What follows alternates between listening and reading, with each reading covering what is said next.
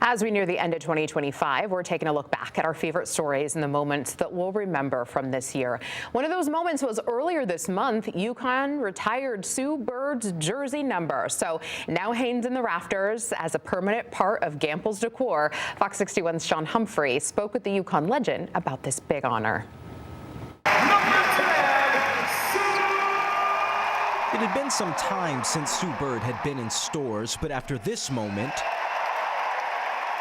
her name will never leave Gampel Pavilion, and her number will never be worn by another Husky. It's really such an honor. I mean, you look at all the names above me, you look at all the plaques, the Player of the Years, All-Americans, obviously the other banners with the championships, like so much history. And so to be, currently, we obviously know in the next 3, 4, 5 to 10 years it's going to change, but right now I'll just be the third.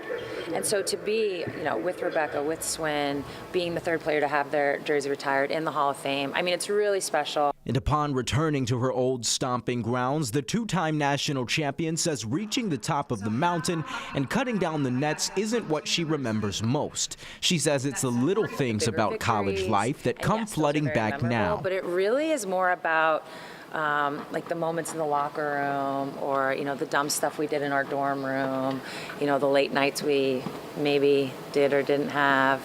That's really where a lot of my core memories are when I think about my time here, when I think about UConn.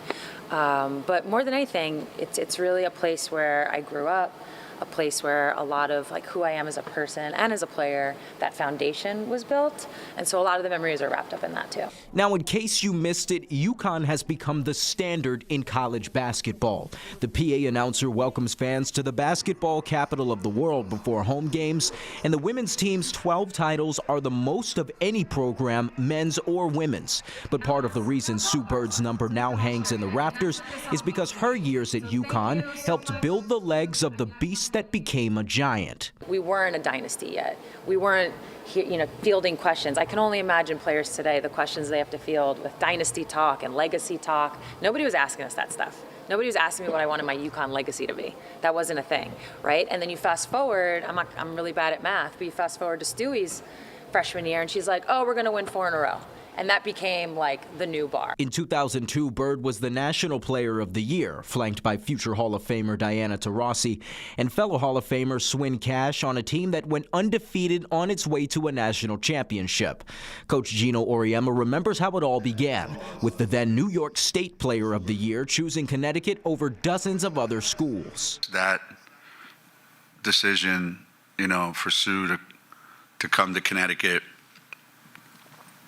eventually played out into us putting together the best basketball team of all time. In between 5 Olympic gold medals, 4 WNBA championships, and countless other accolades in a decorated professional career, Bird has managed to inspire the next generation of women's basketball players. Look no further than current UConn guard Kaylee Heckel. Sue's my favorite player of all time, and I've watched her a lot when I was growing up. It was just really cool to see her jersey get retired, and such a great moment for her and her family and the program. And in an era of explosive growth for the sport, Bird says sometimes she still can't believe the important part she's played and where the game is today. The further I get away, the more I'm able to look back and kind of have a better understanding of the impact. Not just of myself, not just of my class or this school, but that generation of women's basketball players. And to see where everything is now, I mean, to be honest, it really is surreal because we all knew, we all believed, honestly, you guys all knew, you believe, but we didn't know when. And in a sense, you could argue it happened faster than any of us would have thought. That was Sean Humphrey reporting.